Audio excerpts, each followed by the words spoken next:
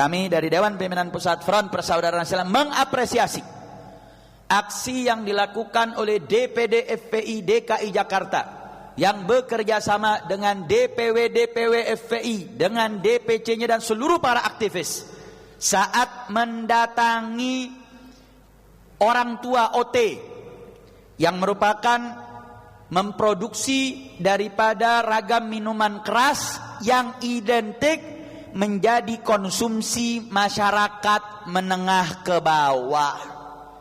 Bahkan kami banyak punya data bahwasanya bagaimana penjualan minuman keras yang diproduksi oleh korporasi yang di bawah naungan orang tua ini atau OT ini menjual sudah secara terbuka, dan ini merupakan satu upaya perusakan moral anak bangsa yang harus ditindak. Dan kami apresiasi kemarin aksi sudah datang ke kantornya di Cengkareng, begitu juga lanjut untuk mengkritik keras sebagai penyelenggara yang ada di Ancol, termasuk saat ini kita akan datangi juga IO-nya yang sudah melakukan menjadi perantara untuk pelaksanaan daripada penistaan Al-Quran yang menjadikan bacaan surat Al-Ikhlas dengan surat Ad-Duha sebagai tebusan untuk mendapatkan minuman keras.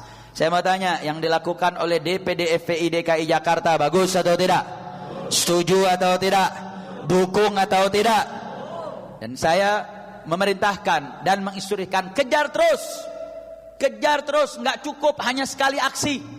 Kita meminta agar semua produk-produk minuman keras yang diproduksi harus ditutup dan izinnya dicabut. Setuju? Setuju? Takbir. Dan kita meminta juga Ancol bukan hanya sekedar meminta maaf.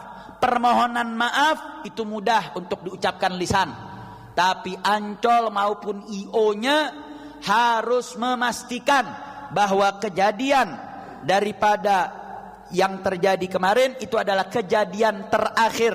Tidak boleh ada lagi ragam event-event yang menjual miras secara terbuka, bahkan menjadikan olok-olok sampai terjadinya penistaan Al-Quran. Setuju? Setuju? Saya mau tanya, kalau Ancol diatur, setuju atau tidak? Setuju atau tidak? Saya mau tanya, kalau lagi-lagi ada penjualan miras, saya mau tanya, biarkan atau lawan? Biarkan atau lawan? Siap jaga Jakarta, siap jaga Indonesia, siap lawan minuman keras. Takbir. Jadi kami perintahkan kepada DPD FPI DKI Jakarta, lanjutkan terus, kawal terus. Kalau ada upaya-upaya mendekati, menawarkan ragam iming-iming, wajib ditolak.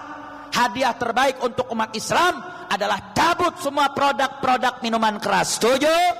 Setuju?